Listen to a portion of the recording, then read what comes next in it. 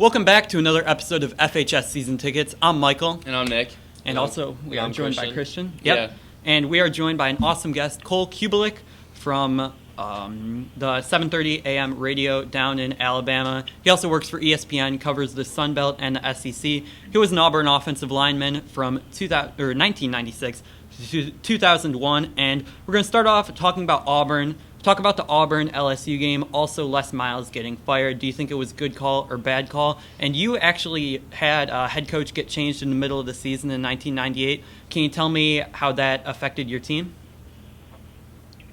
Yeah, it became a distraction. It wasn't something that we could just move on from or something that we could put behind us in an attempt to focus on football because reporters, TV folks, friends, family, students, classmates wanted to talk about it every day.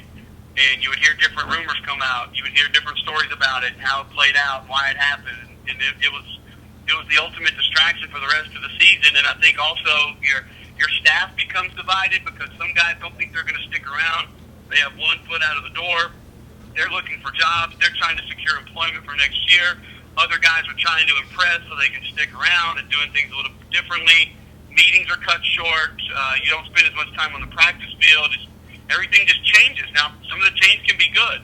Rick Trickett was my offensive line coach that year, and Bill Oliver made it clear that he wasn't going to be able to get away with the things that he got away with while Terry Bowden was there. So that was a bit of a blessing in disguise. Our practice time was cut in half because of the philosophy that Bill Oliver brought to practice, and not thinking that we needed to go ones, twos, ones, twos, ones, twos. We would go ones, twos, ones, twos. So practice was a third shorter.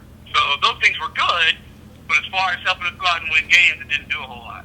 So are you saying that it's like a good thing, a good move for LSU that they fired Les Miles like early in the season just to get it out of the way for them to move forward? Or are you saying that those bad things outweigh the good? No, it's definitely. There's no way it's a good thing unless there's a situation where something behind the scenes with corruption or scandal is going on, and that it's a bad person who just needs to be out of your athletic department. It's not a good move. It's just not. And I think Les Miles deserved to finish the season. If your reasoning is that, well, we want to start a head coaching search and we want to be able to go out and find a new head coach and have as much time as possible, just announce that this is his last season and go out and start looking for a coach. So I'll never buy into the fact that it's a good thing that a head coach gets fired mid-season. It's not fair to him. It's not fair to the players, and especially it's not fair to the players that he recruited. Right. You see the situation at Alabama. Blake Barrett just transferred because he didn't win the starting job. What's your take on that? Well, the transfer has completely changed. When I played college football 15, 16 years ago, you transferred, now that was a death wish. And, it was like the scarlet letter. No one was going to know who you were. No one was going to know where you end up. You go down to a Division I school or Division II school, and no one was going to watch you or see you as far as NFL scouting. And, it was something that rarely happened. Now, it's not only is it accepted, it's encouraged in a lot of cases. And you give some kids credit for finding creative ways to continue their careers, and that's great.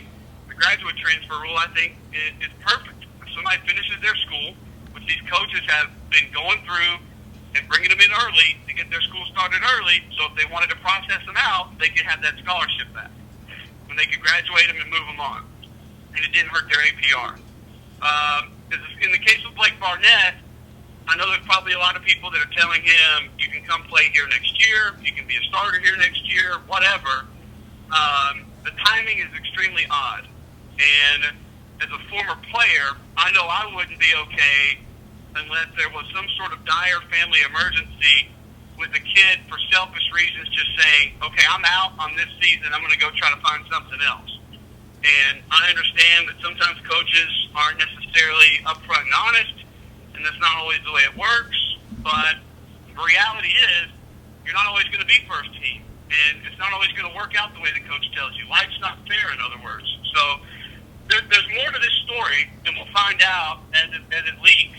But as of now, it's a bad look on Blake Barnett, and it hurts Alabama as a team because he was a guy that got reps last week against Kent State. He started the USC game, so he's someone that they were going to count on. Maybe not in the same capacity as Jalen Hurts, but he's someone that they needed. And he was one injury away from being the starter. So I understand everybody. CYA, take care of yourself, look out for yourself, make a business decision. I just feel like the timing could have been better on his part. And there's a small part of the fact that coaches are trapping these kids by not naming the starting quarterback to where they're going to be stuck at your school during the season. And this could be, I don't know, but this could be a perfect example of that, where they knew they were going with Jalen Hurts 2 weeks before the season started, and they're like, we can't allow Blake to transfer because we know we're going to have a backup, so we won't name a starter. That's real. It's reality. That's a good point. So, a lot of sides to it. Do you think the situation is even more magnified based on his high rating coming into college, a 5-star recruit, and you almost see it as giving up and not fighting for the starting position? Is it almost more magnified that he was a 5-star recruit and now he's transferring, almost like it's giving up on Alabama and thinking of him less of himself, not thinking that he can win the starting job maybe next year? If he wasn't a 5-star recruit and he wasn't at Alabama, we wouldn't know who he was. Yeah. So it's going to get more attention just based on the fact that we've heard of him, we've talked about him, we know who he is. Yeah. I haven't been impressed with anything I've seen him do on the field. I'm not saying he's a bad football player, but he hasn't wowed me with anything that he's done. I think he's looked timid the majority of the time he's been in games. So, you kind of have to look at it from every side and, just consider, okay, we know about this guy. Why? Because of what he did in high school and because of where he is. Fair point. So I think that we should move on. I think so you said earlier that Tom Herman and Jimbo Fisher has the first options for the LSU job. Do you expect them to take that? And if they don't take it, who are the other 3 candidates that LSU should and will go after? I can't answer. Will they take it? I don't think Jimbo would. Yeah, I think Jimbo and Jimmy Sexton, his agent, will utilize this as an opportunity to get him a raise and an extension. So no, I don't necessarily think that. I don't think Jimbo would take it because I think he's sitting in a pretty good spot right now. Tom Herman's a weird situation because Houston's right there on the brink of potentially moving to the Big 12, and he gets a gigantic bonus if that happens. I think he could have success early in that conference if they did move to the Big 12. I think he's happy in Houston, but I know the things that he's looking for, and I think LSU has everything else that he wants. So for him, I think it's going to be a situation of feel and the people that he talks to and interviews and what he hears and who he knows.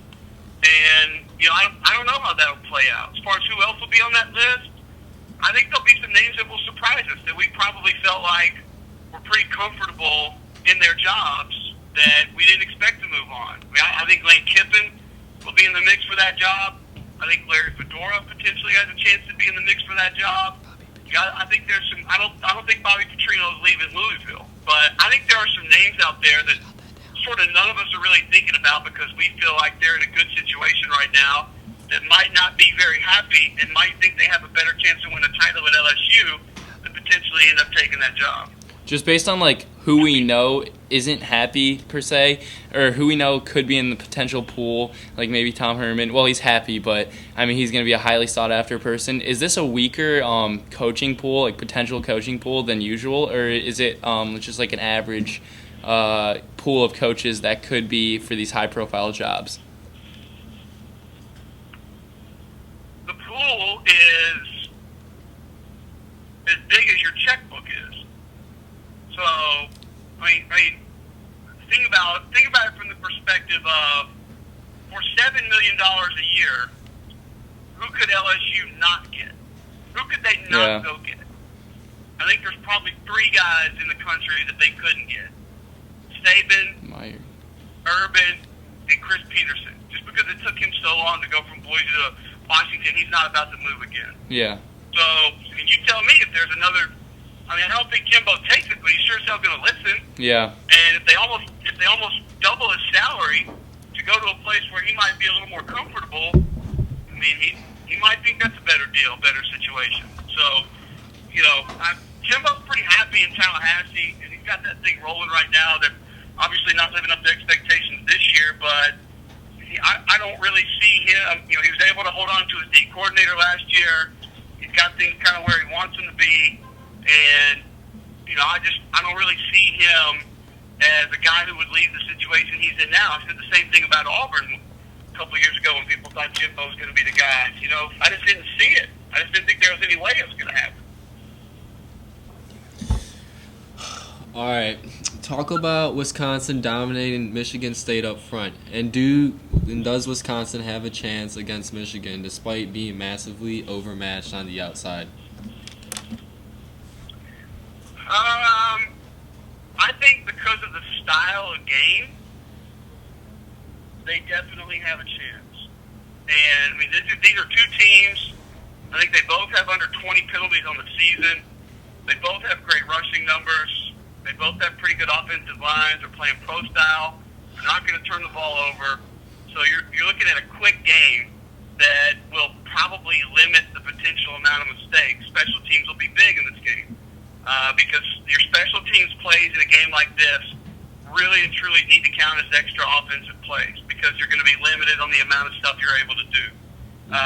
The Wisconsin defensive front is what I've really been impressed with, but there's no reason, based on the style of play that this game is going to offer, that Wisconsin can't go out and win this football game. And I have not been overly impressed with Michigan on offense. I think they've been overly simplistic.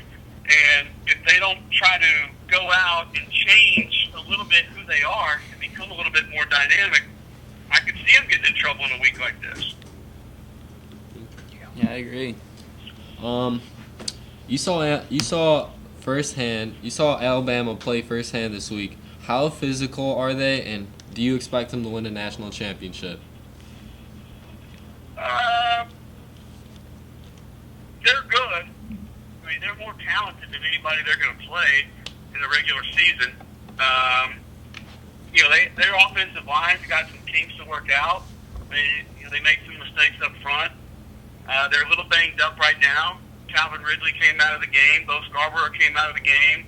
Damian Harris probably not going to go this week, or Darius Stewart might not go this week. So, I mean, they're a little banged up. They've got some guys that are hurt, but defensively is where I think they'll give people problems. The depth on the defensive line that they can offer is really second to none, and they don't miss a whole lot when they bring the second guys in. So they're going to be able to continuously attack you on defense, and in the third and fourth quarters, that's going to be problematic for most of the teams they play. I think they'll be in the playoffs. If they win it, do they win it? I don't know. That all depends on matchups and who they get. They play a team like Louisville with Lamar Jackson. I mean, that's kind of the great neutralizer against everything Alabama wants to do. So it'll all depend on who they face and where they face them. Yeah, and like you mentioned, the backups, they're not losing much. I heard something about an Alabama linebacker getting charged with gun possession, so it looks like he's probably not going to be playing for a while, so that will definitely have an impact on the Alabama defense. Was it Tim Williams, I think? Tim Williams, correct. He was arrested on, he didn't have a pistol permit for his firearm that they found in his car. So, yeah, that could be a major loss to Alabama, but you're going to be calling the Vandy, Florida game next week, if I remember correctly, seeing that on your Twitter. Is that right? Correct, Saturday. How do you expect both teams to be mentally as they're coming off total opposite results? Vandy getting victory in overtime, 31-30 over Western Kentucky, and then Florida losing the streak against Tennessee of winning, I believe, 11 straight years. How do you expect them to be mentally?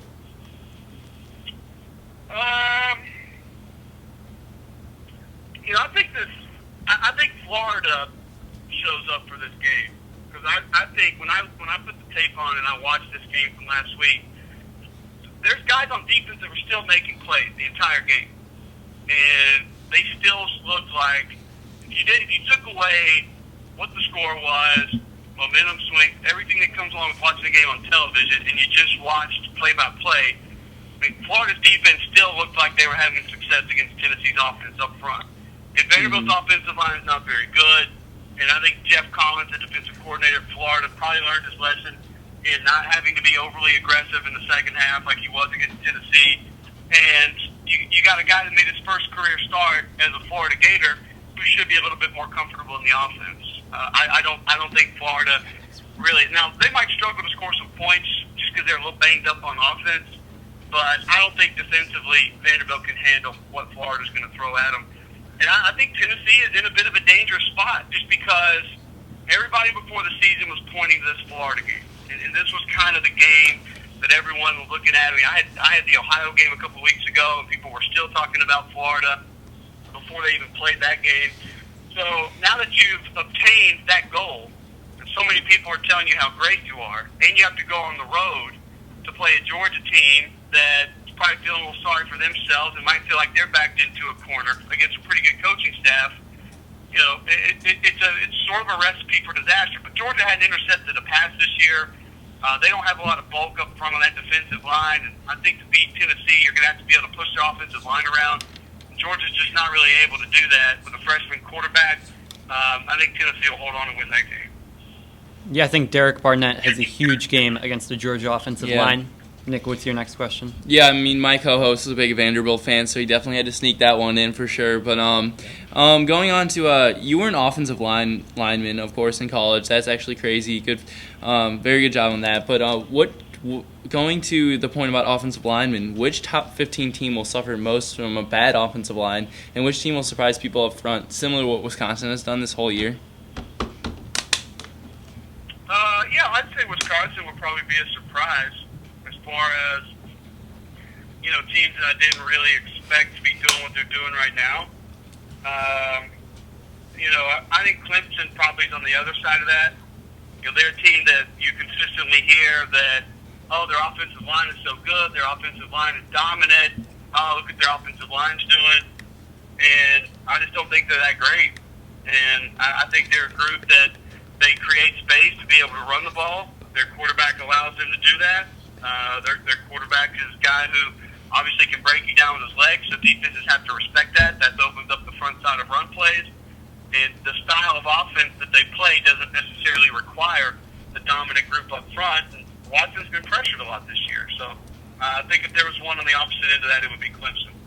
That's pretty funny. My next question for you was actually that you just tweeted that Clemson's offensive line wasn't that great and that Auburn got 9 QB hurries against them. So I was going to ask you, how do you think Louisville's defensive line matches up with Clemson? Do you think Watson could be under a lot of pressure all night? Yeah, I do. It's not only the fact of the individual that they have on that defense, but also I think you have to consider how they manage their defense. And, you know, they're a group that really likes to come after you. They're going to have a lot of glamorous split schemes under Todd Grantham. They'll twist, they'll stunt, they'll do a lot of weird looks. So I think by alignment and design, they're able to get pressure a lot of times. So I'd expect you to see Clemson move the pocket some, a lot of screens. That's how you can get big plays against this Louisville defense. And depending on how Grantham plays it, will determine how much success Clemson has. So I actually get the honor of asking the last question here. How do non-Power 5 schools like Houston, USF, Boise State match up with Power 5 schools at the offensive and defensive line compared to skill positions? Because obviously, like Houston may have skill positions, but they can usually struggle based on the depth, just based on like recruiting, really. So how do you think their offensive and defensive lines really compare to Power 5 schools? You obviously have bigger. Size is usually the biggest difference. In depth is usually what's next. But I think the great equalizer is what we just talked about. You look at Houston, they don't have a great offensive line. They have Greg Ward Jr. and some receivers that make plays, and they can manage their way around that. Cincinnati's the same way. I mean, Ole Miss doesn't have a great offensive line this year, but they got a guy that can make throws and playmakers that can go vertical, so they're able to make the offense work. Not many teams try to run the ball right at you anymore. It's not.